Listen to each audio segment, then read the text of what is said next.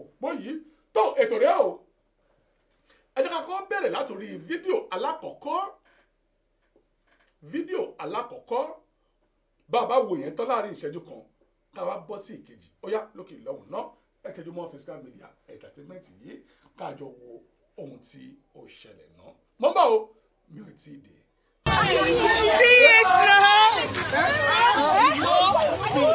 Why won't you marry? I said I don't want to marry.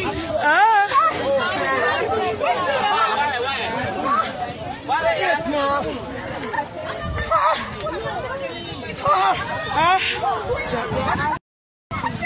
This way. Okay, come down. Come down now.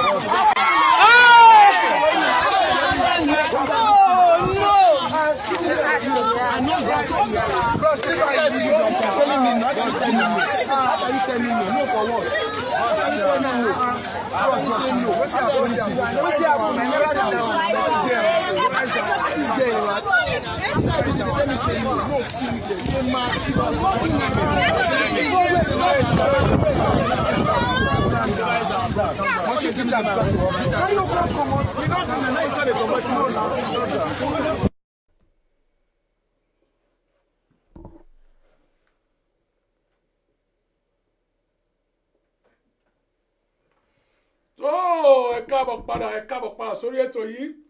Ǹjẹ́ fídíò aláàkọ́ yìí ti yé yín lógo mi dà? Fídíò aláàkọ́ yìí ṣó yé yín dáadáa? Gbogbo láti jọ wo fídíò alákọ̀ọ́kọ́ yìí. Nígbà tí arákùnrin sọ wípé òun fẹ́ fún arábìnrin ní òòkà wípé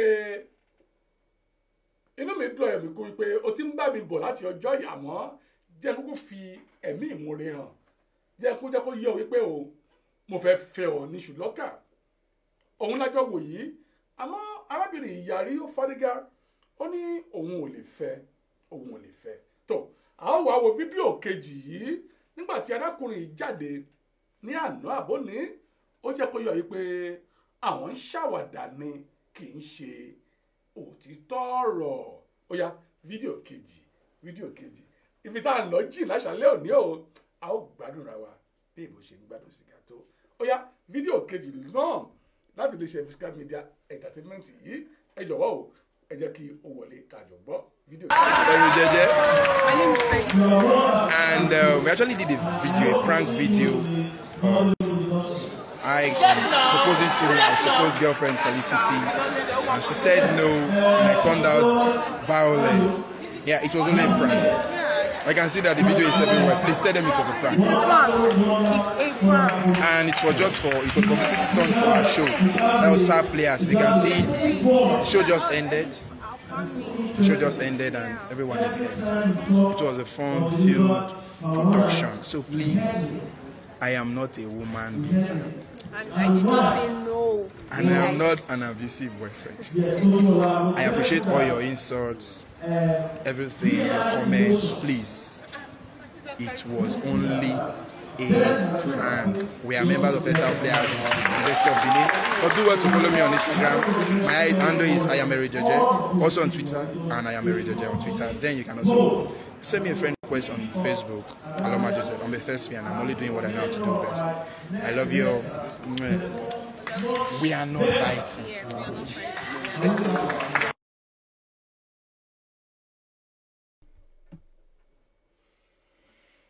tó gbogbo àti jọ rí fídíò kejì yìí ẹ gbọ́ tá a bá ń sunkún ó yẹ ká máa ríran o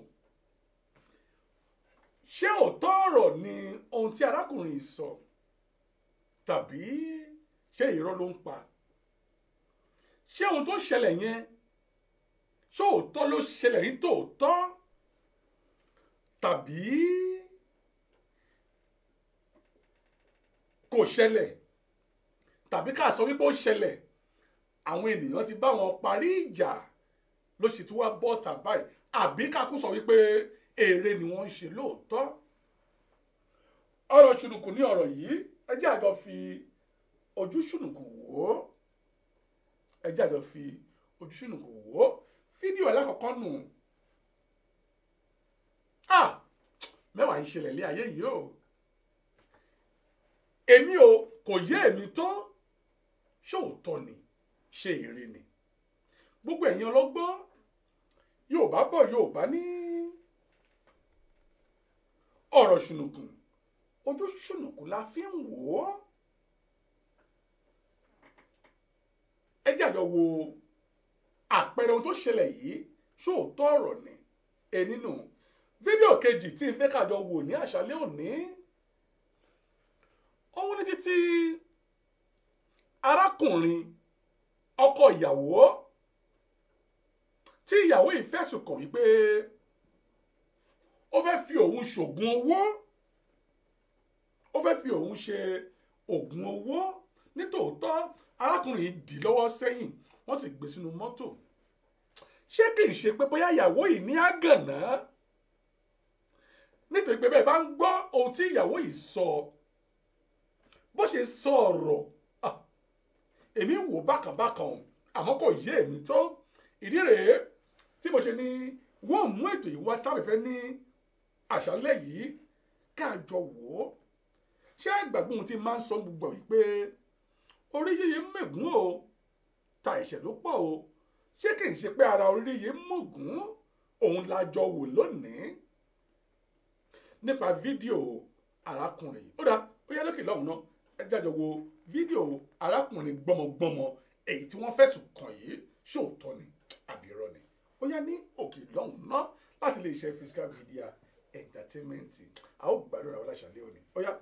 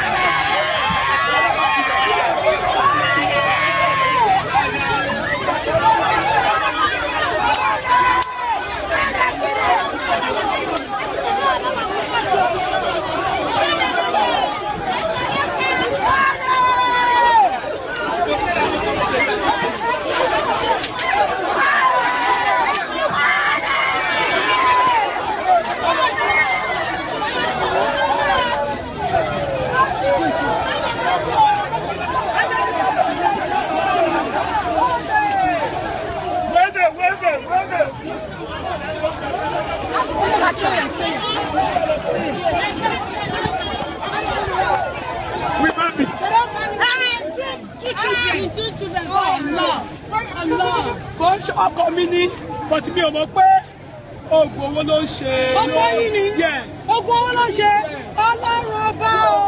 Ó ti gbọ́ ọmọ mi méjì lọ. Ó ti gbé wọn lọ. Yes, ó ti gbé lọ kí tó wá gbé lọ báyìí. Kí ló ṣẹlẹ̀? Ṣọ́kọ yín ni. Ọkọ mi ni but mi ò mọ̀ wípé oògùn owó ló ń ṣe. Ló ń ṣe. Mi ò mọ̀ pé oògùn owó ló ń ṣe. Ẹni sùúrù ọmọ olú àti gbé tẹ́lẹ̀. Lákùnrin kan obìnrin kan. A ti gbé tẹ́lẹ̀. Ọmọ mẹ́rin la bí fún. Ọmọ mẹ́ta. Ọmọ mẹ́ta yìí ló ti wọ́n jẹ́ báyìí.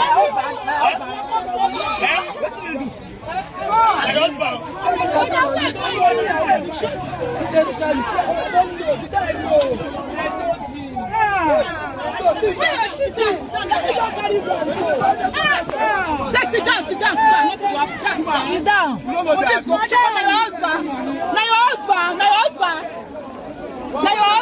She's not your husband. But she's not your husband. It's ritual. Now your husband, Sha. Now you go to keep it.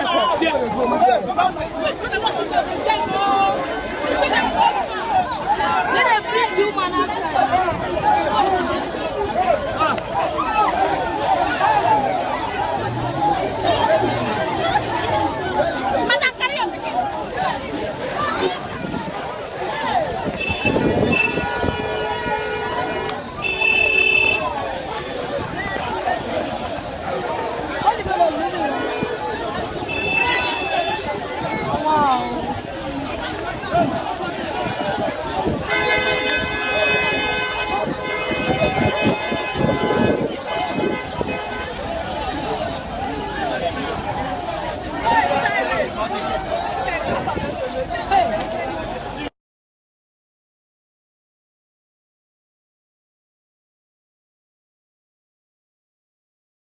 tó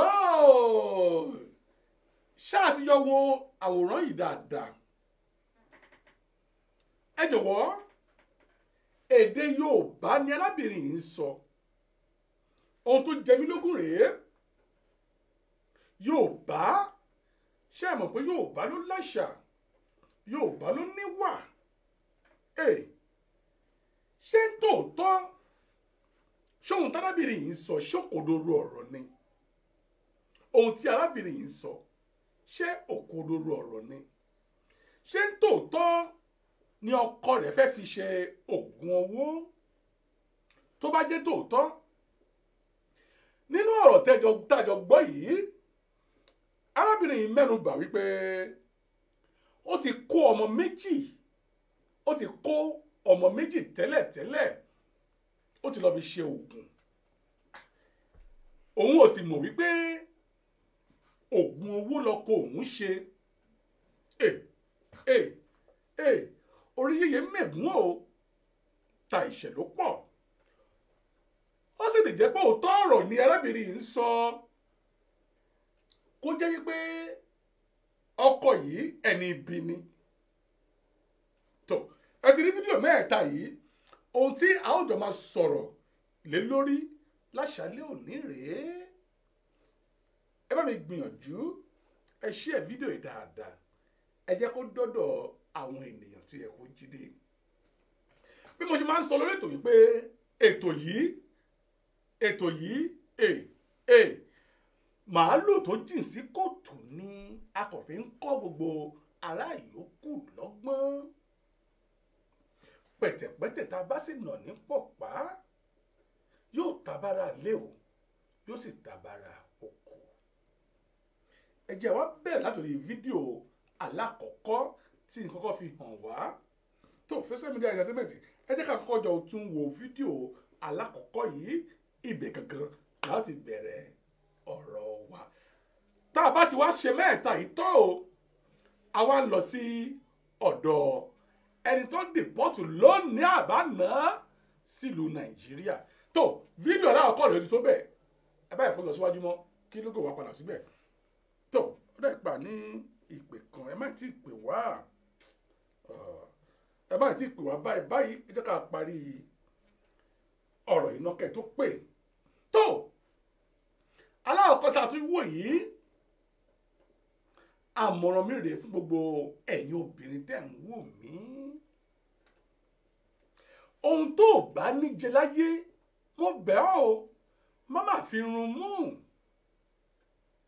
ohun tó mọ̀ pé ò ní jẹ má fi run mú káà tilẹ̀ gbà wípé eré ni arákùnrin yìí ń ṣe tàbí eré ni tọkọtìyàwó yìí ló ń ṣe ẹ jẹ́ àgbà bẹ́ẹ̀ ẹ̀kọ́ ńlá rèé láàrin rẹ̀ ohun tó bá ní jẹ má fi run mú ọkùnrin tó ń tẹ̀lé má torí pé ó ti ń fún ọ lówó ní ìgbà tó o bá ti rí pé ọkùnrin yìí ò ìwà rẹ̀ ò bá tì rẹ mú láti ilẹ̀ jó mọ̀ ọkùnrin tí ẹjọ́ ń tẹ̀léra yín tó ti ń fi ìgbà tí ìgbà mú bọ́ ọ ṣeré ọkùnrin tí láti ìbẹ̀rẹ̀ pẹ̀pẹ̀ ó ti ń bú ìyá rẹ̀ ń bú bàbá rẹ̀ àmọ́ torí pé onífẹ̀ẹ́ rẹ̀ ó ti ń fi àyè gbà á bó bá ti nà ọ́ tán tàbí tó bá bú àwọn òbí rẹ̀ tán yóò tún ní má bínú aya mi ó tún gbà á mọ́ra. ìfẹ́ gẹ́gẹ́ bí àwọn ènìyàn ṣe máa ń sọ wípé ìfẹ́ fọ́jú ń tòótọ́ ìfẹ́ fọ́jú àmọ́ gbètì láyé ìjọ́sí láyé òde òní ìfẹ́ ti lajú bá a bá bí ọmọ òkókó sáyé láyé òye àtijọ́ lọ́hùn-ún ọmọ òkókó máa ń dijú mágbárí wáyé ni àmọ́ láyé òde òní bá a bá bí ọmọ òkókó kedere báyìí lójú ọmọ òkókó ńlá wá sáyé ìfẹ́ ò fọ́jú mọ́ o ìfẹ́ ti lajú ìfẹ́ ti lajú má torí owó tó ń gbà lọ́wọ́ ọkùnrin máa gba lébù yìí mọ́ra àìmọye obìnrin máa ń ṣe àṣìṣe kan ẹ máa ń sọ wípé ọkọ tó nà mí ní ìta nígbà tí ẹ sì ń ṣe alárédè bí n bá fẹ́ tán wọn ò yí padà ò lè yí padà ọkọ tó mọ̀ wípé kìrìsìtẹ́nì nìwọ mùsùlùmí lòun tàbí kìrìsìtẹ́nì ní ọkọ mùsùlùmí sì ní ìwọ aya àmọ́ ó fẹ́ òun rò lọ́kàn wípé bí n bá fẹ́ tán wọn bí dá tèmi náà ní yóò ṣe ẹ̀sìn tí bá ń sìn náà ni ó sì gbẹ̀yìn kò rí bẹ́ẹ̀ ìwà èéfín níwà bá a bá déwà ìmọ́lẹ̀ yóò rú jáde ìwà ò sì ní foníwà sílẹ̀ ẹ̀dá kan láyé ò lè yọ ọkàn ènìyàn padà àfi ọlọ́run ọba nìkan ló ní àǹfààní àti yí ìpinnu ẹ̀dá padà obìnrin èmi ẹ ní owó lọ́wọ́ ń tòótọ́ ẹ sì ń fẹ́ ọkùnrin ẹ ń gbèrò lọ́kàn wípé ẹ ó fi owó yín yí ọkàn rẹ̀ padà rárá o kò ṣeé ṣe kò ṣeé ṣe ohun tó bá nígbà ní olówó tètè ya máa kọ́ ọ́ láti tálákà má jẹ́ kí ìfẹ́ kó rágà bù ọ́ lójú má jẹ́ kí ìfẹ́ kó rágà bù ọ́ lójú kò sí bí ènìyàn ṣe lè tọ́jú ìwà rẹ̀ ẹ̀ẹ̀kọ̀ọ̀kan ìwà yìí yóò jáde ó ì tí ì fẹ́ ọkọ níṣu lọ́kà ó ti ń kó ẹ̀ṣẹ̀ bù ọ́ àpẹẹrẹ wípé bó o bá fẹ́ tán lílù ni yóò fi bà tiẹ̀ jẹ́ ẹkọ̀jọ́ ń dá pàrọ̀ ọ̀rọ̀ àfi gbòòlà létí rẹ̀ tẹsẹ̀ mọ́rìn nítorí wípé ohun tí ọ̀rọ̀ yìí máa ń bá wí ní ọjọ́ ọ̀la apá rẹ̀ ò ní kà mọ́. ẹ jẹ́ àgbà wípé eré ló fi ṣe ń tòótọ́ bó tilẹ̀ jẹ́ wípé mo rí ìwé kan gbà ní àyín Smart Àkànbí wọ́n ní but this guy knocked her down that one not a prank o. ṣé ẹ gbọ́ arábìnrin ní ṣùgbọ́n nínú àwọn tàjọ wò yìí ó gbà lẹ́sẹ̀ ṣubú tàbí ó ti ṣubú ìyẹn ni pé arábìnrin ṣubú lulẹ̀ ṣé àwàdà náà nù. bó bá jẹ́ prank tòótọ́ kí ni ohun tó fẹ́ mú jáde nínú prank yìí ẹ̀kọ́ wo ni prank yìí kọ́ wa ẹ̀kọ́ wo ló kọ́ wa àìmọye ènìyàn yóò wo fídíò yìí o ṣé bí àwọn ọmọdé kéékèèké bá wò ó ẹ̀kọ́ wo ló ń kọ́ àwọn ọmọdé tó bá tilẹ̀ yìí pé kakú gbà pé nítòótọ́ prank ni àmọ́ ẹ̀kọ́ wo ló mú jáde. ẹ jẹ́ àmà ṣọ́ra o fún fídíò kí fídíò tá a bá máa gbé jáde ká gbà èmi ti gbà báyìí pé àwàdà lásán ni àmọ́ ẹ̀kọ́ wo ló ń kọ́ wa kí ni ohun tá a fẹ́ rí dìmọ́ nínú prank video yìí tó bá jẹ́ bẹ́ẹ̀ tí ó bá ṣe wípé òótọ́ ọ̀rọ̀ ohun tó ṣẹlẹ̀ gangan òun ni àjọ wò yẹn. Prince Leo ní I believe the woman is okay ìyẹn fídíò ìkẹta yẹn òun ni àwọn sọ̀rọ̀ lórí yìí. Àtinúkẹ́ Abbas Akínwándé ní ìfẹ́ ti sọjí ìfẹ́ ti já ìfẹ́ ti sọjí ìfẹ́ ti kúrò ní orísun ìmúsùn tó ń mu sí mo kí ìyá mi rẹ̀ arẹwà Jésù ìyẹn wòlíjọ́ tí mo fi tọ̀wọ̀tọ̀wọ̀ dá orúkọ yín láṣálẹ́ òní tó fídíò lákòókò rèé àmọ̀ràn mi nù fún wo ẹ̀yin obìnrin tòótọ́ tẹ̀ fẹ́ lọ́kọ ọkọ tó fẹ́ ń sẹ̀yìn gbìyànjú àti wádìí rẹ̀ dáadáa ṣó nínú fùfù ni ṣé onínú fùfù ni ṣé ọkọ tí máa ń lu ìyàwó rẹ̀ ni ṣé ọkọ tó máa ń bú àwọn ẹbí ìyàwó ni tó ẹ wádìí o kẹ́ tó tẹ̀ sí iwájú àwọn ṣí òpó lẹ̀ báyìí 078-503-97511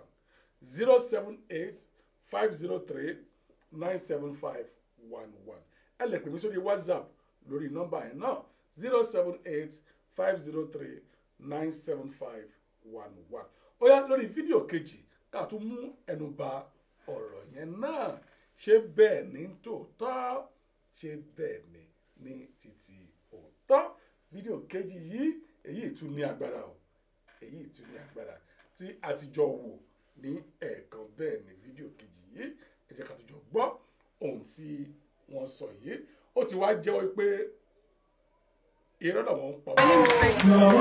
And we actually did a video, a prank video of I proposing to my supposed girlfriend Felicity, and she said no, and I turned out violent.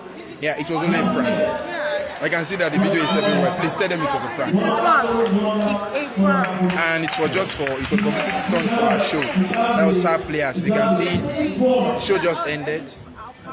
The show just ended and everyone is here. It was a fun-filled production. So please, I am not a woman being.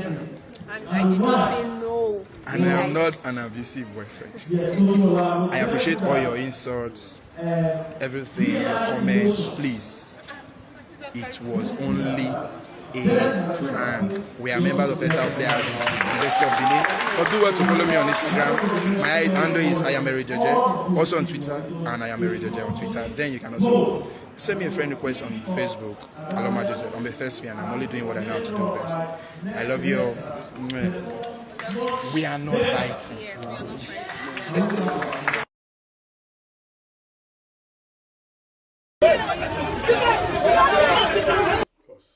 Ẹ káàbọ̀ pa sórí ètò yìí o. Ṣé ẹ ti jọ gbọ́ báyìí? Arákùnrin sọ wípé prank lásán ni. Tó, òun lẹ ti gbọ́ yìí o.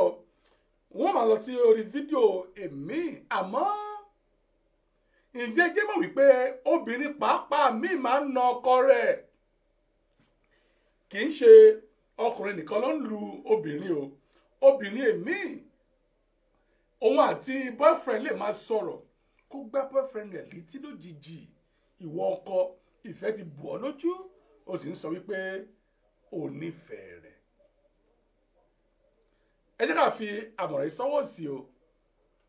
Ẹ má fi jẹun. Ẹ má fi jẹun.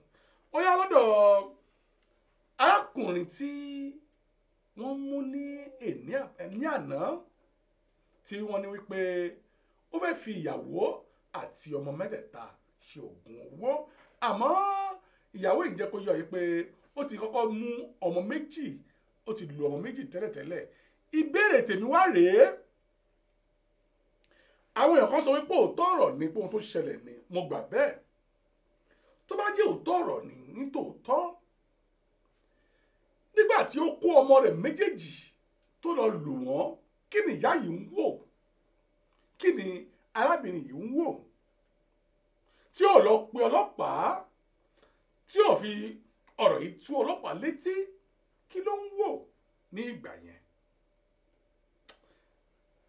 Ẹ wo ọ̀rọ̀ yìí mo fẹ́ ká jọ fi ara balẹ̀ ó dà ẹ jẹ́ ká gbọ́ ẹ jẹ́ ká tún gbọ́ ọ̀rọ̀ yìí láti ẹnu ẹni tó ṣẹlẹ̀ sí gangan ká jọ wo fídíò yìí ná.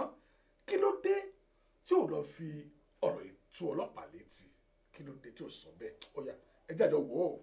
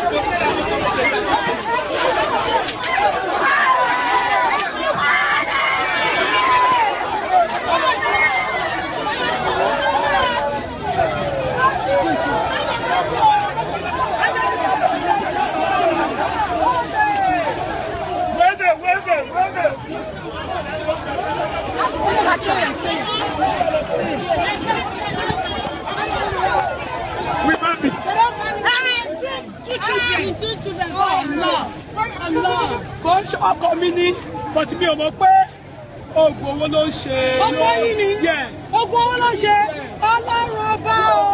ó ti bá ọmọ mi méjì lọ. ó ti gbé wọn lọ. yes ó ti gbé lọ kí tó wá gbé wọn lọ báyìí. kí ló ṣẹlẹ̀ ṣọkọ yìí ni. ọkọ mi ní but mi ò mọ̀ wípé oògùn owó ló ń ṣe. mi ò mọ̀ pé oògùn owó ló ń ṣe. ẹni sùúrù ọmọ olú àti gbé tẹ́lẹ̀. a ti gbé tẹ́lẹ̀. ọmọ mẹ́rin la bí fún ọmọ mẹ́ta ọmọ mẹ́ta ìṣẹ́ láti ọ̀rọ̀ tó bá yẹ.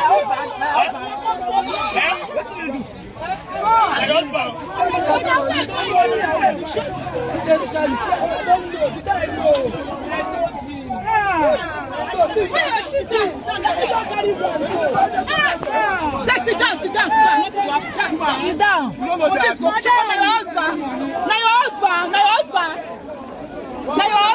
She's not your husband. But she's not your husband. It's ritual. Now your husband, Sha. Now you go to kill her.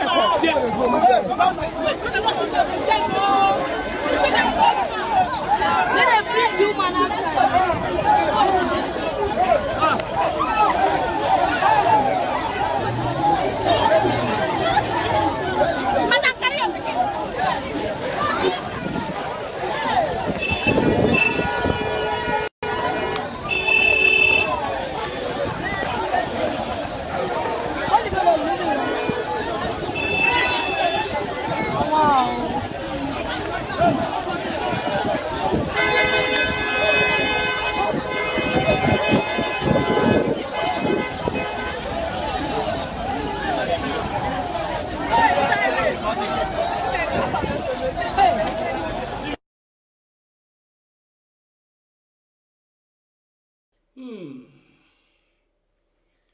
ó ní ọkọ mi ní àmọ́ mi ò mọ̀ wípé oògùn owó ló ṣe bí tá a lọ rèé a ní ìbéèrè tèmi ti fẹ́ bèèrè lọ́wọ́ gbogbo ọmọ Nàìjíríà àti gbogbo aráàlú èbò tí àjọ ń wo ẹwà láṣàlẹ̀ òní agbọ́nà ọ̀rọ̀ arábìnrin wípé ó ti kọ́kọ́ kó ọmọ méjì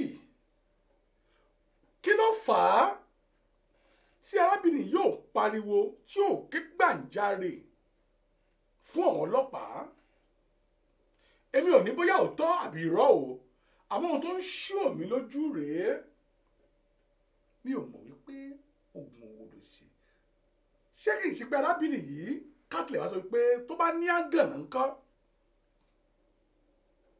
tí ọkọ rẹ̀ ń gbìyànjú àti dè lọ́wọ́ láti gbé lọ sí ibi ìtọ́jú ẹnìnú èkejì ṣẹ́yìn ò rò wípé ó ṣeé ṣe kí ohun tí arábìnrin yìí ń sọ láti fi tàbùkù tàbí nǹkan kan bá ọkọ rẹ̀ àwọn kí ló fà á tí ọkùnrin yìí fi dè lọ́wọ́ á jẹ́ pé nǹkan kan ṣẹlẹ̀ ni o ìdí rèé tèmi fi nǹkan kan bo ojú ibi tó ti ń na àwọn ọkùnrin méjèèjì nítorí àwọn ọmọ kéékèèké kọ́ mà lọ rí ibi tó ti ń gbà wọ́n lójú gbà wọ́n nímú.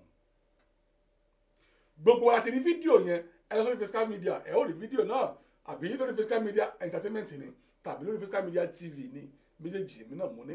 àmọ́ mo mọ̀ọ́mọ̀ bò ó lójú nísẹ̀yìn torí àwọn ọmọ. àyèmọ́ ń ṣẹlẹ̀ nílùú Nàìjíríà wọ́n mú ẹlòmíì wọ́n sì da pẹtrólù sí wọ́n kó dọ́sí lára yóò jó yóò kú.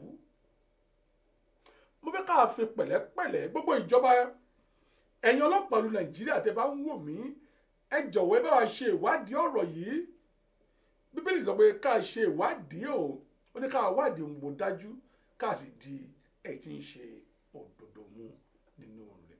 ọkàn méjì ń ṣiyèméjì pé ó ṣeé ṣe kí ọ̀rọ̀ yìí má jẹ́ òótọ́ ọ̀rọ̀.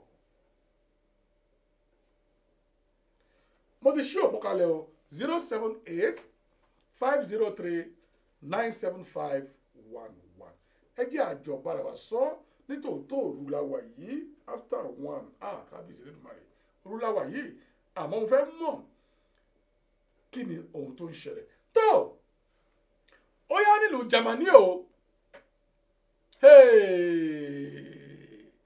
ní Jámánì kò sí bẹ́ẹ̀ nílùú Jámánì yìí fídíò tí mo ṣe ń jọ sí pé wọ́n gbìyànjú àti dá àwọn ènìyàn 500 padà sílùú Nàìjíríà ìjọ́ kejì ọ̀rọ̀ yìí ni wọ́n ju 25 wá sílé ní àná alánàá wọ́n ti ju ènìyàn 4 ọ̀tọ̀ọ̀tọ̀ obìnrin sì ni wọ́n pẹ̀lú ọmọ obìnrin ni wọ́n pẹ̀lú ọmọ ẹlòmíì ọlọ́mọ 2 ẹlòmíì ọlọ́mọ 3 ẹlòmíì ọlọ́mọ 4 bí eré àfi bí àlá wọ́n dìpọ́tù wọn lọ sí ìlú Nàìjíríà. ǹjẹ́ agbọ́rọ̀ ọ̀rọ̀ báyìí rí ṣá kọjú ènìyàn sílé tọmọtọmọ lọ́wọ́ ohun tó kọ mí lóminú rèé arábìnrin kan tó jù lọ́lé lánàá wọ́n ní wọ́n gbé lágo 4 ìdájí ìgbà tó máa fi di bíi aago 4 ìrọ̀lẹ́ àná ó ti bá ara rẹ̀ ní Múrítàlá láti Germany pẹ̀lú ọmọ ọdún kan àti ọmọ oṣù 7 ọmọ ọdún kan àti ọmọ oṣù 7 ṣó yẹ kó rí bẹ́ẹ̀ ṣá ẹni mò ń parọ́ tó arábìnrin náà ní ṣé wọ́n mọ Mama Gladys tó ń ṣètò ọmọbìnrin yìí ó gbìyànjú àti bá arábìnrin yìí sọ̀rọ̀ nílùú Nàìjíríà o ẹ jẹ́ a jọ gbọ́ ohun tí ó wí náà ẹ jẹ́ a gbọ́ ohun tó wí. Blah blah blah and sister they condemn the Igbo give me you understand me night back comot you understand I can't see the way in condition be the way we both dey disturb her I can't say okay if na so back comot for there if na there go make you focus I know say make you leave the girl since it don happen say I can't enter the scene like this I know say make you leave am you understand so as I dey calm so make two of una dey so anyhow if you still come dey see your children I can't conclude that like that since I no go fit force am make leave the girl you understand now I come rest so as e come be so they come dey ask am e come say make I tell my lawyer say me and him wan stay together me I use am make appeal like that I come use am make appeal like that but if we no come stay together house wey e go carry na small house you understand now I say the time dey don reach when my children paper go take come out when my son paper go take come out now I come go meet lawyer say abeg me and my pikin papa me and my children papa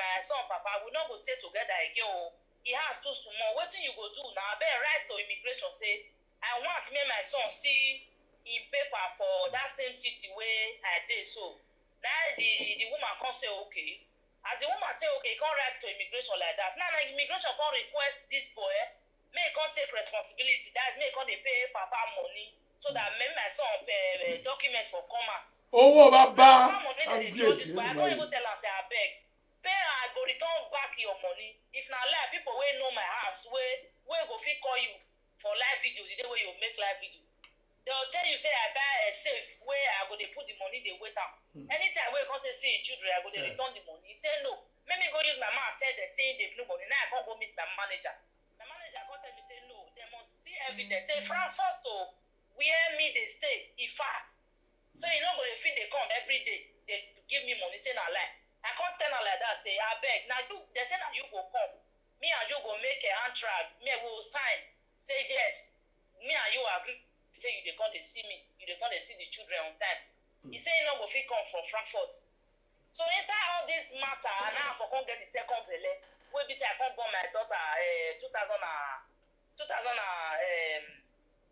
I born my daughter 2007 because I get belle follow my daughter my son when he dey 8 months so I born my daughter 2017 or November 2017 yeah okay, November 5th 2017 yeah now I take born my second daughter so inside this period so instead of to follow me go office he no go even when I born my daughter I force am make he call him papa say somebody born for me o get wey dey born for you your sisters know your say which family this girl for come they know your ass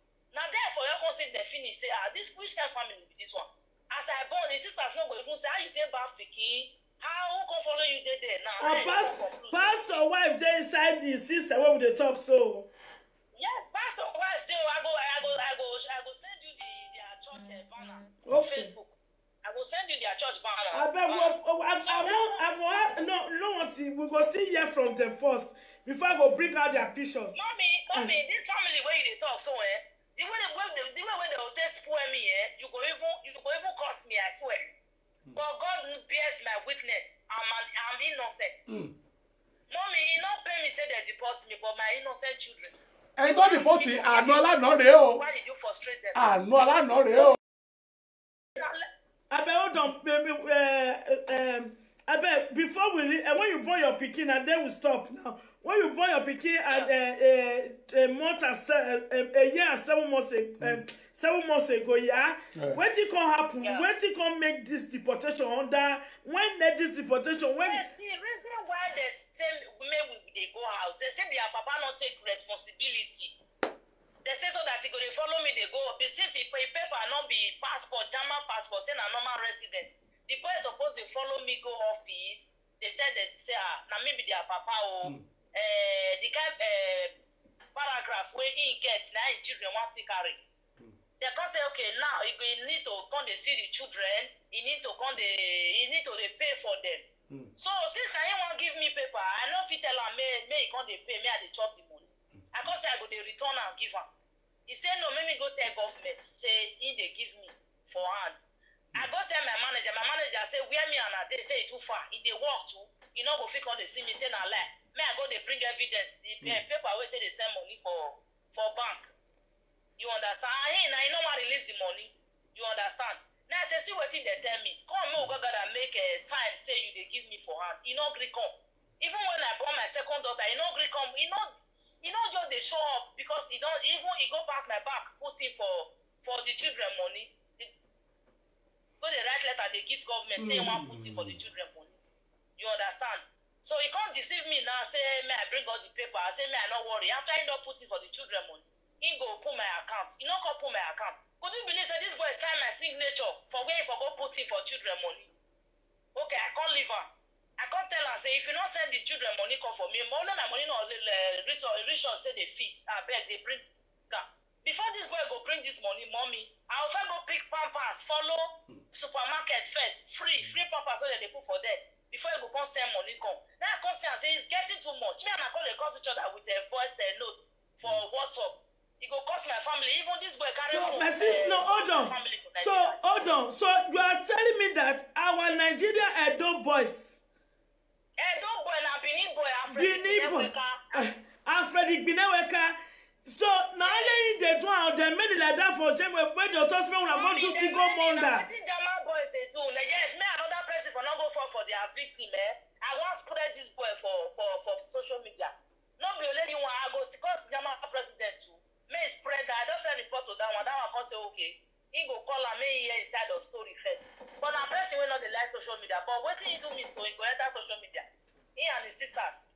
I know when they call you, when you want to hear from them, they say, mommy, the way they destroy me, you will hate me. But I don't care. I know. It can happen. Yeah, I want bring it first come out. Me another girl not go for their victim. Well, I know I'll show the picture this evening. I will investigate. I'll give the case to German First Lady. Make help me investigate because my work they make me tight. Now the guy make them the body lady. And German First Lady, I will send you the boy phone number, the picture and everything. Make you help me investigate. And Yenuta, continue. Hello? Continue. Yeah. Also, okay. So that be the thing. Now, German people. And then German people can't tell me now, say, what thing will happen? They say as far as their papa not take responsibility, say we know if it can be liability for the German government hand. Say now the man make they tell me make I come out. Now I say, but I don't get a father or mother for Nigeria where want me take care of them. Their papa they here. How now say make I do if I reach house? They say now so he get another children. That boy get 7 children for Frankfurt there. What? With my own, with my own mommy. If you calculate will be 4 women away from 7. German not recognize one, say na pikin. but Jama recognize it with my children. No, hold on. No, hold on. If Jama government recognize your children, why they can't deport you with the children?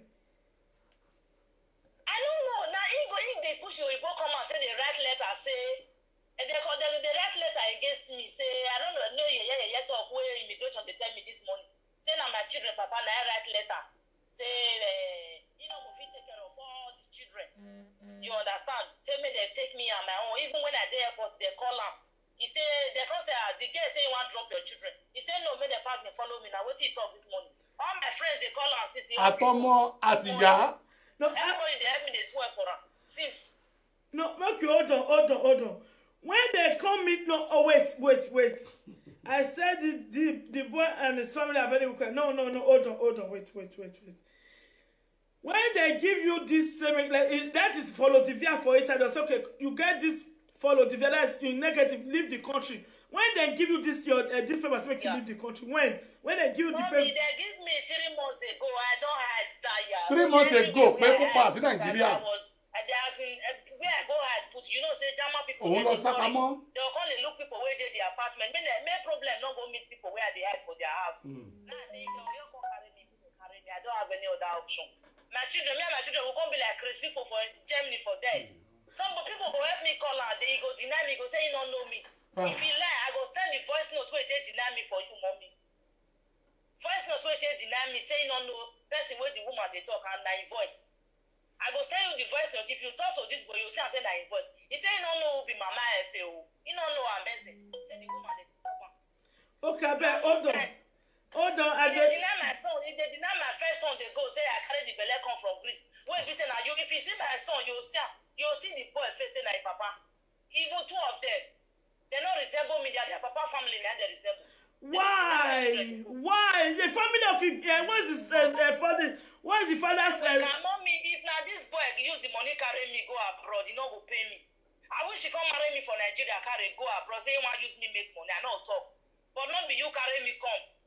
Even from Greece to Germany, not be you still carry me go there. I use my money, take sponsor myself enter there. They are waiting you can't do me now after you don't deceive me, use marriage deceive me. Now for you to frustrate me and my kids.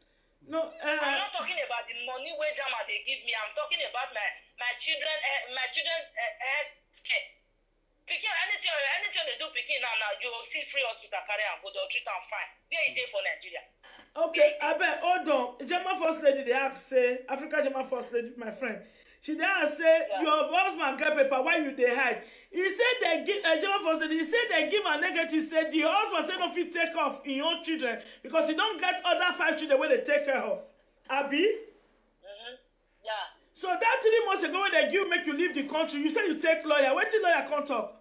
I take lawyer. So my lawyer can't say now the law where they the country say if the children papa not show responsibility to the children, not get contact with them. It's as the same say their father not they here. You understand? As far as saying now me be their mama where they deal with. I get rejection already. My children go partake for the rejection. You understand me? Now they say me and my children come month. I can't call and say I beg. May we settle this thing, may we go do it. He can't deceive me, say may I bring the paper where they say may I come out. As I send her for email finish, he go show his sisters, they can't say may he block me till tomorrow. We quarrel, it cost my family, I cost my own family. They want to talk, they say may I come use my lead take crop for Frankfurt first before their brother will follow me. My son used circumcised. Blood they follow they leak. Blood they leak follow. How wanna say me I take my children follow Geshi to Frankfurt. May I come back una. You understand me? So ever since now he block me. If any people use if I give a number to people, say Mona help me call her. He go deny me say he don't know. Hold on. Godwin Omoruji, you say she should stop telling lies. Which lie? Which lie is she telling? My phone number is there. Wait, hold on. My phone number is there +39 351 009708. Please, somebody should write it out. My phone number is +39 351 009708. Lawyer cannot change Europe law. So this morning now, that's after 3 months. So you just said this apartment, they tell no, so you did there. Hello. No, since 3 months, I had they go. You understand me, mommy? Since 3 months, I can't say since lawyer never give me go ahead, may I go out, I go stay where I did. So later, lawyer, even I go send you because I get your automatic voice record from my phone. So anything where you and anybody call talk, he go the record. No, so my phone lawyer can't tell me, say, as far as saying them, ma? As soon as my phone still be, I got automatic record. Talk, and I hear you. Yeah, so now my lawyer can't tell me, say, as far as saying make a second asylum for my daughter, say he not go fit go Africa because of circumcision, maybe they not go circumcise her. Say, in the right for they say, they safe. Now I take house. You understand? So today now. Since when you come back to that house? Since when? Nah, it don't reach a week and some days now. A week and some days now. They continue to say you don't date there. Then this morning. They know say I did there. They know. Because I did go I don't go do renew, come back to the house. They know say I did it. So this morning now they use their key. Now you open door for them. What happen? As it happen? No, but the thing will be say my children they sleep. You understand? Even yesterday night, body they miss fine. I was like, I pray now I sleep. You understand? But I not get where I want to go again. Now this morning around 4 because they open wire around 2. So as I open wire around 2, I can't sleep again. Around 4 they all press my bed. Inside sleep I can't say it be like say these people don't come. As I have to look my phone. The time now 4 o'clock now I say now they come so I don't tell what I want. Now so they press my bed. I can't say who be that. They say now slender behold that's immigration. Now I say what thing I do, what thing they happen, they say me I open door. The people mama, German people good that beg. Now our blacks now they cause problem. German people good. Now our blacks they cause the problem. No, they yell. Punish them. German people they nice. They will give you long time. Men not say settle things amicably, but our black boys they push women, then they frustrate women life for them, but women don't want to talk. The women don't want to talk. You understand? Who can't talk now? Who can't talk now? The one where can't tell rude like you will say make you get your own voice now. Now this man can't do like this now. So when they you understand? So when they press the bed this morning, waiting just because it is still a surprise. Yeah, they press me there because they get every key for each house for downstairs. They use their own key open downstairs. So they come when they reach. I mean, all those is that somebody he said which city they for deport to which city for Germany? From Gelsenkirchen after Essen. Now near Essen, 20 minutes from Essen. And this sister Mildred Isiwege, she said that she was with you on phone. Yeah, now she be the girl who introduced me, give my children, Papa. Mildred, that be your semi gift.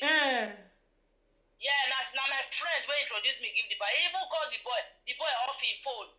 How long did they cry since that girl? She only cried before my 6. She don't talk, Kaya, bros. Now me make this girl know you. Not frustrate her like this. Not be so you talk. You not hear. I will see. Okay, this morning. When you call open door, what did they can't talk? Because that today on the thing. So I can open door because me I eat today because some adult they do small. I naked. As I naked, I not go open door. They use Dutch tell me that they hear Dutch. I not fit speak am. But I never they go school. I want to make my daughter first go school first, but it not go happen like that. I can't say me they wait say I want to wear my clothes. They can't if say maybe I want to commit suicide. They say they want bust the door. Now I can't quit open door. When they say I naked, now they can't even they carry wrapper for my hanger for my passage. Till the time he say, yeah, and I say, but I tell them I say I want to wear clothes now. I'm not here. They say they feel say I want to commit suicide. Now I say no, I get children. Now they can't say me I enter parlor, maybe we sit down, maybe we talk. So we can't sit down for my parlor, they talk. They say me I know first. Say now the authorities, some not be even immigration self. Say now farms.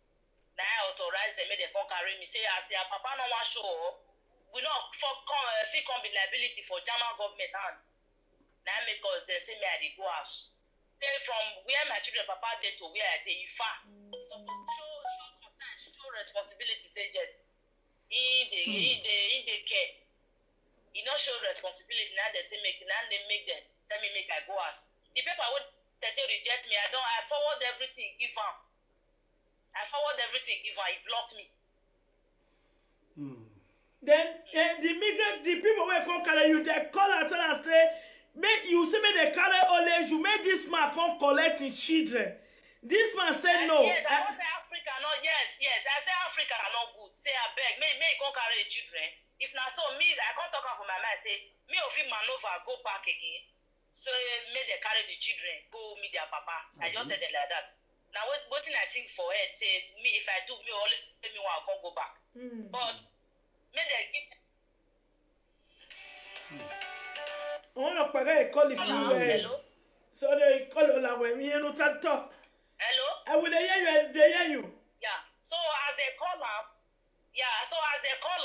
they even that be Mildred and the other sister there because they can't quickly conference me when they can't give me my phone for airport. They conference me and that auntie will be pastor for Hanover and the two of the other sister. They conference all of us. They can't say okay. Anything when I do, may they forgive me. Even me, I can't say I beg because of the children where I born for. The German, hold on. The German people, the German immigration where come carry you, they want to deport you. They come they beg the boy. That is the auntie to your children. They call them, they call them. No, that's my friends. That girl so way right for you.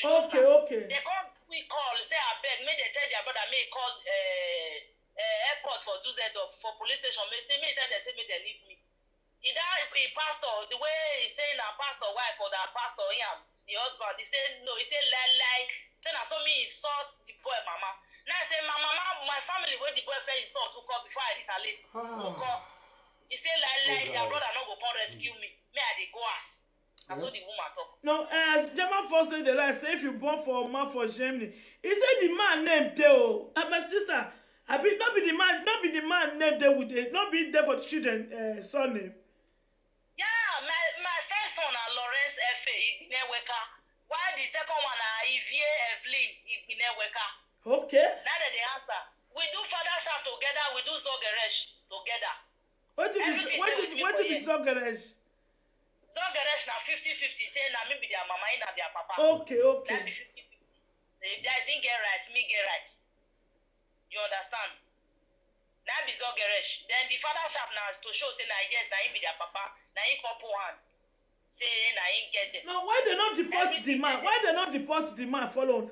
Because he get resident permit. The reason where I tell them say they deport the man follow me. They say no, say he get other children with Oyibo. Say moreover now Oyibo na him with Oyibo. If they write a letter now Oyibo go reply them. You know say na their country person now that they have nothing to do. What the man you like best when Alfred Igbineweka. If you are watching this thing, call me or social media. If you are equal, I like social media. Somebody says you should not get una do all this thing. Why your children not get documents? Abi. Why my children not get documents? The boy they delay. He not follow me go office. Go tell them say na the guy paper where they with am. That go there with my children. How I wish say na passport. They don't need the opinion. Not be passport. Na resident permit he get. You understand? Now resident permit he get. You need to follow me go offices. Go tell them say okay, they are my kids. Give them the kind of paragraph that I have. I wish say na German, na read Dutch, na German passport. They don't need the opinion. They'll give my children on his behalf. You understand me? So now make it delay to this extent. People they talk say even if the man name dead the man no day with the woman, they go fit deport them. It's like maybe they no marriage, she no get right. But this guy is no good now. This guy is no good now. Mommy, I say if this family judge this matter, give you they go pull salt and maggi. You go even hate me, I swear to God. You go hate me. Now the guy when introduce me, give her that one don't talk tire, bros. What did this guy do you? Alfred Igbineweka German boys for Germany, they want me as girl they born. If we born, give them paper. Then they'll come carry one girl come from other country we don't know what is up for Germany.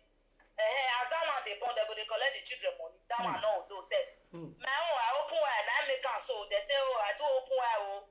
Now so me get pepper body, oh. You too open eye. You go moji. Now today I enter you, oh.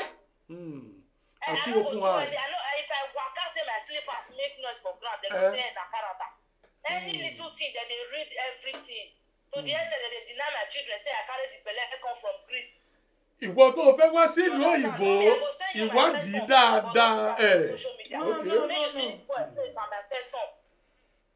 Two of themselves, you see their papa, their structure, it dey my children body. They don't even resemble me self. They deny they go. I see my menstruation when I reach Germany for my girlfriend present. After 1 week, I dey ovulate. Now I take go meet her where I get this. I bet, hold on. You know one thing? So, who said you tell reach Nigeria this afternoon? Lánàá nìyẹn o. We come out 7 o'clock in the morning. Now our flight still move. Then we go reach Nigeria about 1:28. Yes. I bet that the morning when I dey inside the plane, I know there other people there. No, Mama, if you see the escort, Jama, you get their own deportation flights. Escort will follow us, not be 80. 80? For only you. We be about 20 people. Not be only me, about 20 people who they deport. 20 people were deported yesterday. Well, yes, so. So for me, only me one get 3 escorts. Only me one, me and my children, 2 men and one woman, and doctor and nurse. Because I tell them, say blood they come out for my son nose. They can't carry that doctor follow us. Make they check and they come before we come down. You understand? Well, yes, so he said I get 3 escorts. One girl get 2 escorts. No, you for no wrong. People will drag, they go pull alcohol for your hand. They can't say me I not drag, I be because of my children, maybe they don't come they cry. Now I also give them say okay, I know drag, but I just only they cry. They follow them, they come. Even to the extent, the one escort, he look me. Tears one come up for his eye. Make them not come talk say he don't know he walk. Now he clear eye. He can't suffer, call me, enter corner say, may I not worry, what my children papa do me? So he said there is law of karma. Now therefore, see mommy, I not believe law of karma before. When we both talk this afternoon for his side plane, say me I not cry, say law of karma day. Anything where that boy do me go return. Now therefore your zip up. Now after reach Nigeria. I think now. How many baby mama are there for the play where for the deportee? I mean, now let you other women there. Yeah, now let me one. There anything baby mamas, they don't they pack them like that. Now one by one they take them. Even one girl where they say he buy papa self. They say last week they carry that one go say somebody implicate the girl. They come cast and say not be real papa he put for him picking. They don't reach Nigeria too. No, I will not understand. They deport one last week. They hear say. Then that one he buy papa for him picking, but somebody can't go implicate them. They can't only follow the case up. Say the girl. Say he trill them, take paper. They can't say me and the boy where he bring as papa go do blood test. They can't say and say no be real papa. Una the year now. Una the year now. Now where bad papa now? Now hear the latest news now say if they now as you said now we black they sell ourselves now. I know. Yes. Now we black they sell. So I say I don't want years soon on the cost of a both for where I did. No, mommy, I dey talk and God will bless Jama. I beg, move yourself. No be only Jama, Italy. Anywhere we dey. God will bless Jama people. Now our black men, now our black boys, Mommy, what did they do for Germany, What did our black boys they do for Germany, Oh my God. The ones where he dey clean, he go remove his head. The one where not they clean, now they go use their head carry what they plan for that Germany. Amen. I bet my sister, I will call you back. Make her listen to I shared 3 calls from Germany. Make her listen to them. Yeah? Mommy, okay, no problem. I'll call you back, Okay. Okay. My people. Okay, una yes, so. Hello.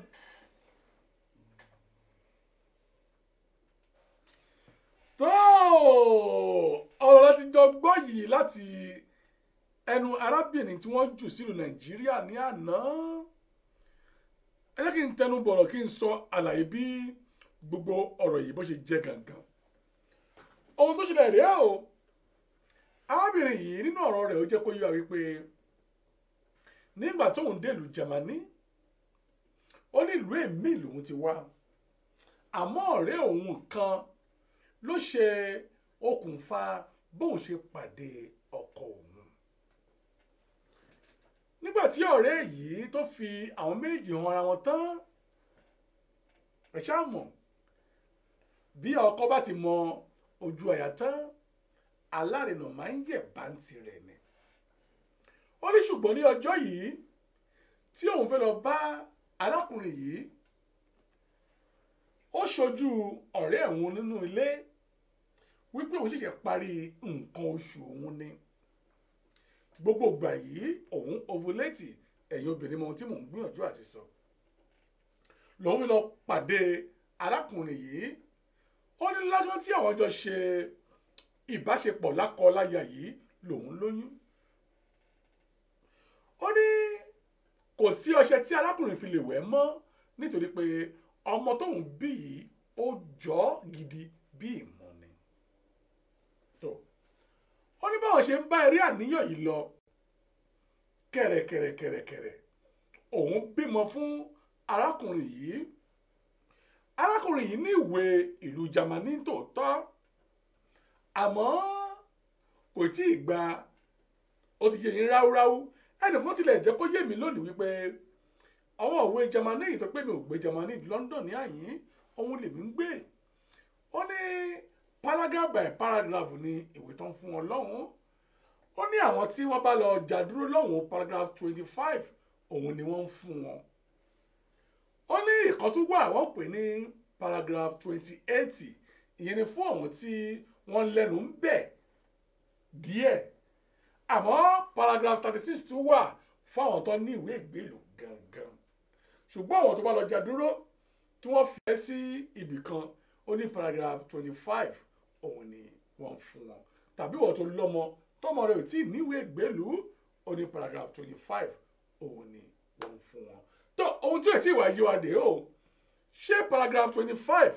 ṣé paragraph 28 ṣé paragraph 36 ni arákùnrin yìí ní àmọ́ tó ó ní ṣùgbọ́n lẹ́yìn tí òun lóyún yìí tán ilé ẹ̀gbọ́n rẹ̀ ó ní pásítọ̀ ni wọ́n pásítọ̀ ni ẹ̀gbọ́n ọkọ òun yìí obìnrin sì ni wọ́n ní ṣọ́ọ̀ṣì tiwọn nílùú Germany ó ní àṣé nǹkan kan ti ṣẹlẹ̀ nítorí pé ṣáàmù wípé ẹni bá lóyún wọ́n máa ń tọ̀ ní gbogbo ìgbà ó ní gbogbo ìgbà tóun bá ń tọ̀ ìtọ̀ yìí inú máa ń bí ẹ̀gbọ́n ọkọ òun yìí dáadáa yẹn pásítọ̀ yìí ó inú máa ń bí gidi ó ní ajá tó rí ni tó ń jùrù báyìí tó bá di ajá tó wá ń rí ni tó ń gbó á jẹ́ pé nǹkan kan ti ṣẹlẹ̀ ó ní ìdí ajé mọ̀ wípé àṣé ọkọ òun ti ń tẹ̀lé òyìnbó Jámánì kan ní gbogbo àti òun lóyún yìí ó ti ń tẹ̀lé òyìnbó Jámánì kan ó ní àṣé àjọmọ àwọn ẹ̀gbọ́n ọkọ òun yìí ẹ̀gbọ́n rẹ̀ obìnrin àti ọkọ ẹ̀gbọ́n rẹ̀ pásítọ̀ làwọn méjèèjì àti àwọn ẹ̀gbọ́n rẹ̀ míì ó lẹ́gbọ́n mẹ́ta ni ọkọ òun ní ìlú Jámánì ó ní ṣùgbọ́n òun ò tilẹ̀ kọ́kọ́ kọbiara sí ìwà tí ẹ̀gbọ́n ọkọ òun pásítọ̀ yìí tó ń wù sí òun àmọ́ nígbà tó yá tó bímọ ṣe gbogbo rẹ̀ ó ní kẹ̀rẹ̀kẹ̀rẹ̀kẹ̀rẹ̀ ìjájẹ́ mọ̀ wípé ọkọ òun ò fi orúkọ ọmọ òun sí inú ìwé òun gbìyànjú láti jẹ́ wípé kí ọmọ òun kí orúkọ rẹ̀ wà nínú ìwé ìjọba bó tilẹ̀ jẹ́ wípé nítòótọ́ orúkọ bàbá ni ọmọ òun jẹ́ àmọ́ orúkọ ọmọ òun ò sí nínú ìwé náà ó ní ṣùgbọ́n bí ọjọ́ ṣe ń gorí ọjọ́ tó ṣe ń gorí ojú lẹ́yìn tí ọmọdé yìí pé ọmọ ọdún kan àbí nǹkan kan òun tún lóyún èmí fún ó nígbà tóun lóyún kejì ní wàhálà yìí wá dé gidi débi wípé ọkọ òun ò fẹ́ ìmí òun rí ní ètàn débi pé òun àtọkọ òun àwọn ò sí papọ̀ mọ́ àmọ́ òun wà ní ilé mi tóun gbé ọkọ òun sì wà pẹ̀lú òyìnbó Jámánì ó ní gbogbo ìgbà òun máa ń gbéṣẹ́ pẹ̀lú tòótọ́ òun máa ń bú ọkọ òun ní tòótọ́ ọkọ òun pàápàá sì máa ń bú òun náà ó ní àmọ́ kẹ̀rẹ̀kẹ̀rẹ̀kẹ̀rẹ̀ òun bímọ kejì yìí wọ́n pe ọkọ yìí o kò dá òun lóhùn ó ní láwọn ká má pàdé mọ́ báyìí ni ohun tóun gbìyànjú àti sọ ó ní ṣùgbọ́n orúkọ ọmọ òun méjèèjì orúkọ ọkọ òun ló ń jẹ́ àmọ́ àwọn ọmọ yóò sí nínú ìwé ìjọba ìlú Jámánì. ó lóun gbìyànjú láti kọ̀ sí ìjọba òun ti bímọ ní tòótọ́ o káàmpù lòun wà ó ní káàmpù tóun sì lọ yìí ó nígbà tóun kọ́kọ́ dé Jámánì òun ti gbèrò láti lọ sí káàmpù yìí o àmọ́ ọkùnrin yóò gbà ó láàbí tóun bá lóyún òun bi léèrè pé kí ni ìdí ó lóun ò fẹ́ kí ẹlòmíì kó gba ìyàwó òun ní káàmpù èyí tí òun lọ ìdí rèé o oyún dé ṣá ó ní bóyá sì ṣe dé òun bọ́kọ yìí sọ̀rọ̀ ọkọ yóò gbà kí orúkọ ọmọ òun kó wọ inú ìwé tirẹ̀ ẹ gbọ́ kí lè rò pé ó ṣẹlẹ̀ ní àárín yẹn ká má bò pọ̀lọ̀ lé olóró ìjọba ìlú sọ fún pé o àwọn fún ẹ ní oṣù 3 kó o fi ìlú yìí sílẹ̀ òun pe lọ́yà ní ṣe bí òun bímọ àmọ́ òun jẹ́ kó yé lọ́yà pé orúkọ ọmọ òun ò sínú ìwé ìyẹn ni pé àwọn ọmọ tóun bí méjèèjì yóò níwèé òun náà pàápàá ò níwèé lọ́yà ní ṣe bí ọkọ rẹ̀ níwèé ìgbélú ó ní tòótọ́ ó níwèé ìgbélú àmọ́ ìyàwó funfun Jámánì yìí kò fẹ́ rí imú òun ní àtọ̀ ìdí rèé o tí ọkọ òun fi lè gbà láti jẹ́ kí orúkọ àwọn ọmọ yìí kó wà ní inú ìwé orúkọ ọkọ tàbá fọ̀rọ̀ gùn wọ́n fún arábìnrin ní oṣù 3 kó padà sí ìlú Nàìjíríà ó ní báyìí fún òun ní lẹ́tà yìí tóun rí òun sá kúrò nínú ilé tóun gbé òun sá lọ sí ọ̀dọ̀ wọn ọ̀rẹ́ lòun lọ tọmọtọmọ fún bíi àìmọye oṣù àmọ́ lọ́ọ̀yà òun jẹ́ kó yóò wípé kóun padà sínú ilé náà nítorí wípé kí ni ìjọba ìlú Jámánì ò lẹ́tọ̀ọ́ láti gbé òun lọ sínú Nàìjíríà tọmọtọmọ ibi tá à ń ládé yìí o ìjọba ìlú Jámánì ò lẹ́tọ̀ọ́ láti gbé òun lọ sínú Nàìjíríà tọmọtọmọ bó bá ti sọ pé bẹ́ẹ̀ gbé ọ lọ jẹ́ kó yé ọ wípé àwọn ọmọ yìí ọmọdé ni bó o bá gbé wọn sínú Nàìjíríà wọ́n máa fẹ́ dá oko fún un ni ìyẹn ni pé wọ́n bá dákó fún un wọ́n ti abuse ọmọ yìí ni ohun tó máa sọ fún wọn nìyẹn tó ìdí rèé lòun kúrò lọ́dọ̀ àwọn ọ̀rẹ́ tóun wà lòun padà sínú ilé ti tòun gangan àmọ́ láàrin ọ̀sẹ̀ kan àbọ̀ tóun padà sínú ilé ti tòun gangan tó nígbà tó di ìdájí lòun gbọ́ tí wọ́n kan ilẹ̀kùn ilé òun lòun gbọ́ tí wọ́n kan ilẹ̀kùn ilé òun kábíyèsí Elédùmarè ká tó sọ ká tó fọ̀ o òun bára òun ní Muritala amọ́lábìnrin sọ̀rọ̀ kan ó nígbà táwọn wà ní airport yìí ní Jámánì wọ́n pe ọkọ òun ò dáhùn wọ́n pe ẹ̀gbọ́n ọkọ òun pàìtọ̀ yìí òun gbé aago tòótọ́ kódà wọ́n wá bá wọn ní airport wípé kí ìjọba ìlú Jámánì tòótọ́ kó máa gbé òun padà sílùú Nàìjíríà wípé àbúrò òun o kò lè yọjú kódà àbúrò òun kọ́ ló ní àwọn ọmọ náà ìdí rèé o tí arábìnrin fi bára rẹ̀ ní ìlú Nàìjà. tó Madam Gladys tó ń bi léèrè pé nínú aeroplane yìí ṣé wọ́n nìkan ló wà ń bẹ àbẹ́yìn ó ní àwọn pọ̀ àwọn tó bí 20 tí wọ́n ń dá padà sílùú Nàìjíríà.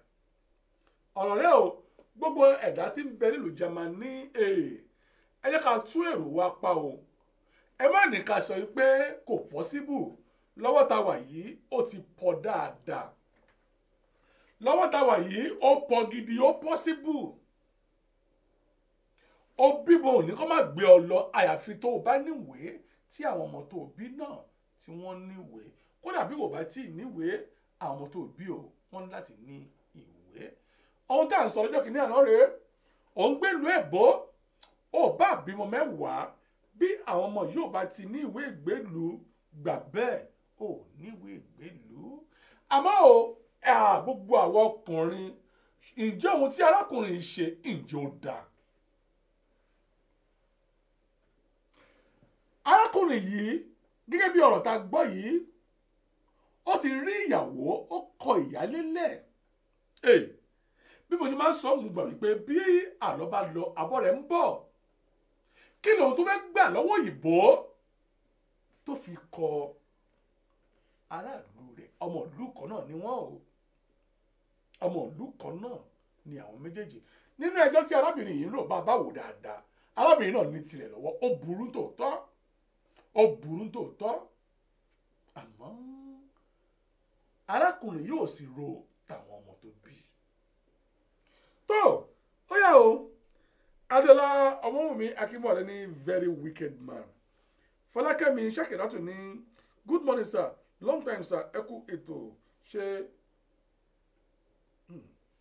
wọ́n ní ṣé mo sì máa ètò yín tó padà ṣé ohun tí arákùnrin yìí ṣe ṣó dáa ṣé ohun tó dáa ni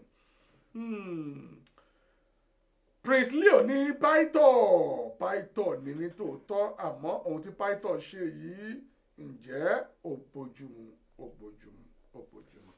gbogbo àwọn ọkùnrin bálọ̀bálọ̀ àbọ̀ rẹ̀ ń bọ̀ òru ọ̀gànjọ́ là ń ṣe ètò yìí tèmi yé mi o kò sóhun tá a ṣe tó gbé láyé kò sáṣegbé o àṣepamọ́ òun ló wà ṣé ohun tí arákùnrin ṣe ṣé ohun tó dára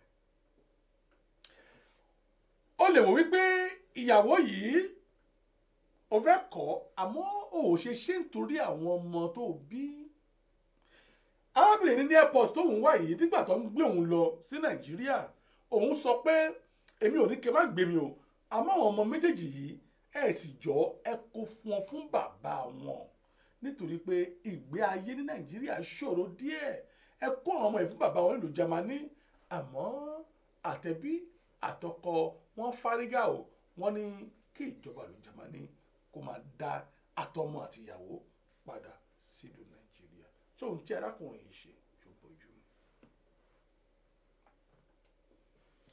bálọ̀ ogun ẹ̀yìn ẹlẹgbẹ́ mi o àbọ̀ rẹ̀ ń bọ̀ a ò mọ ọmọ tó máa sín ní èwo la mọ̀ bó lè jẹ́ pé arábìnrin jẹ́ kó yọ ayé pé àwọn ọmọ tí arákùnrin bí sí ìlú Jámánì tó bí 5 àbí 7 ìyẹn ni pé arákùnrin kan bímọ káàkiri ìlú èbó ni ta ló wá ọmọ tó máa sí ó lè jẹ́ àwọn ọmọ tó jẹ́ kó dìpọ́sì ní Nàìjíríà gangan láyọ̀ ọmọ ta ló mọ ọmọ tó máa là tó máa yanjú náà ọmọ tá a bí ta ló mọ̀ ọ́ tó agbẹ́tò yìí ka ìlọ́lẹ̀ láti gbọ́ ọmọ wípé ìjọba Jámánì lọ́wọ́lọ́wọ́ tá a wà yìí o wọ́n ti gbòòrò kí ló fà á arábìnrin tó ń bẹ lù Nàìjíríà tó ń dìpọ́tù bí oṣù 2 sẹ́yìn èyí tó ń dìpọ́tù yìí tí wọ́n jọ ń bú ìjọba ìlú Jámánì ìdí rèé o ìjọba ìlú Jámánì wọ́n ti gbòòrò mẹ́wàá ìṣẹ̀lẹ̀ nílùú òyìnbó sì yìí o ìwọ tó bá ń bọ̀ láti ìlú Nàìjíríà tó ló fẹ́ wá sí ìlú London ìlú Amẹ́ríkà ìlú Germany ìlú Ìtàló ṣe ìwádìí ìlú tó ń bọ̀ dáadáa ìkọ́kọ́ tí ẹ̀ ṣẹlẹ̀ lọ́wọ́ báyìí ètò tó gbé wá fún mi rèé mo ti ṣe ètò tó fẹ́ jọmọ́ orúfẹ́ eléyìí láṣálẹ́ tí mo fẹ́ sọ láṣálẹ́ òní mo ti ṣe ní bí oṣù bíi 6-7 sẹ́yìn eléyìí arákùnrin tó wà nílùú London ní àyín arákùnrin gbìyànjú tí ó lo ọdún 4 nílùú òyìnbó kò níwèé àmọ́ tọ́jú owó ó sì mú ìyàwó wá láti ìlú Nàìjíríà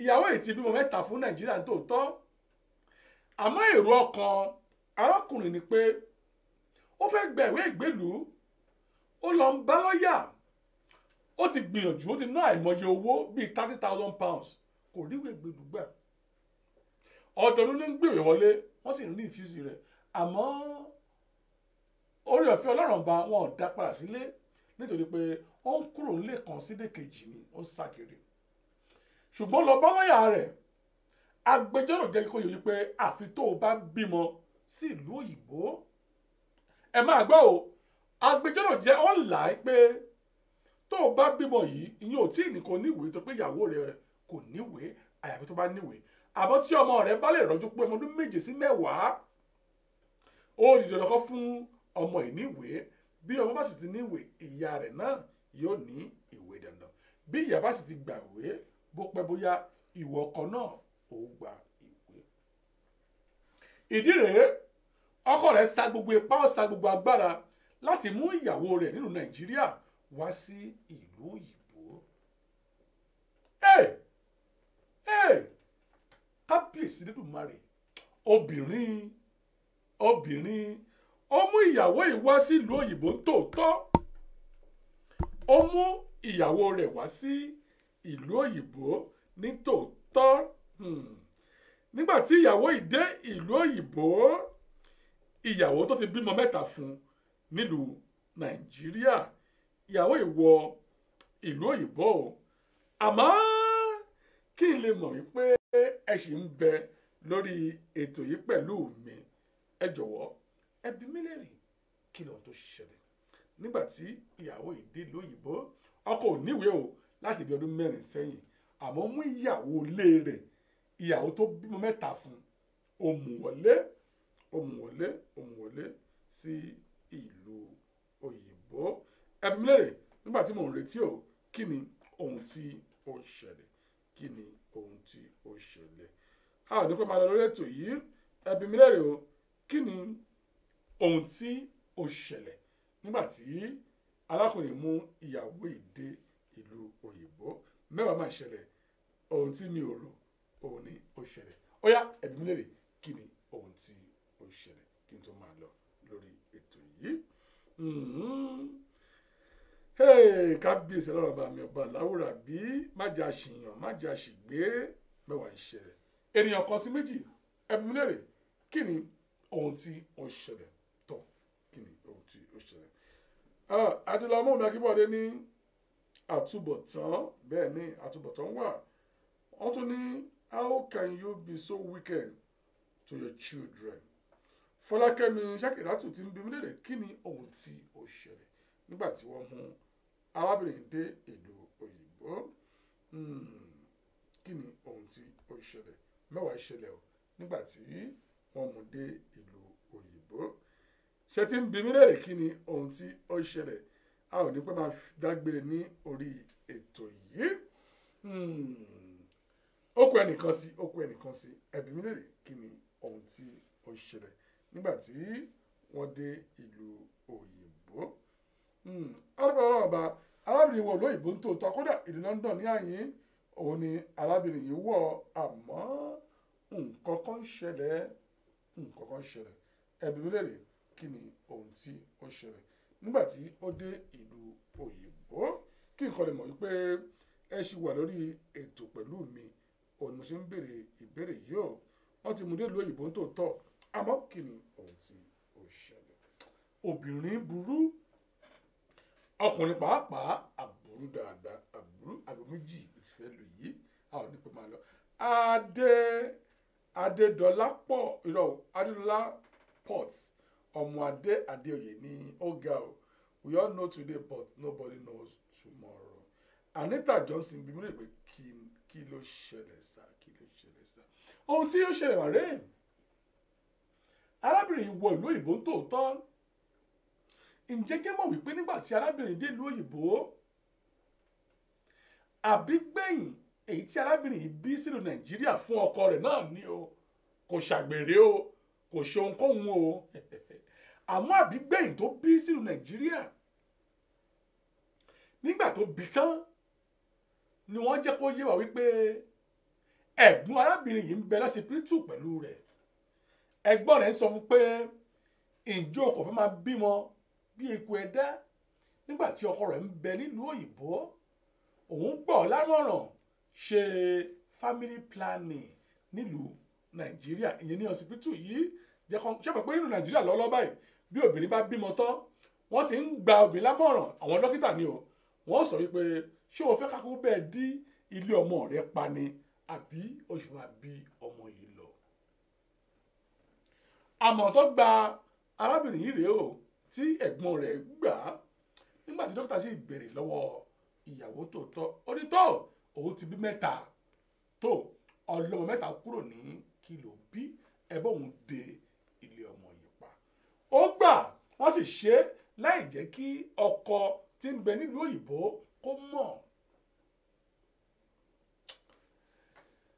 Obìnrin láì jẹ́ kí ọkọ tí ń bẹ nílùú òyìnbó kó mọ̀ wọ́n rán ilé ọmọ pa ní tòótọ́ nílùú Nàìjíríà.